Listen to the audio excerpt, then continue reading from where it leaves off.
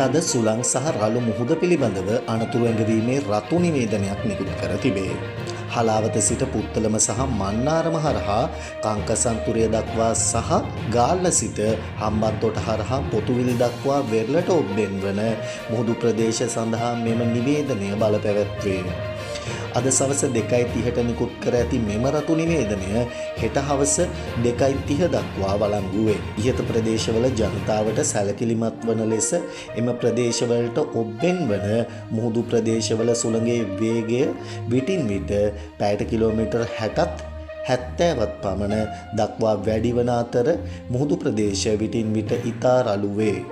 මේ අතර ඉහත මුහුදු ප්‍රදේශවල නැවත දැනුම් දෙනතුරු යාත්‍රා නොකරන ලෙස නාවික සහ ධීවර ප්‍රජාවන්ට දැනුම් දී ඇත.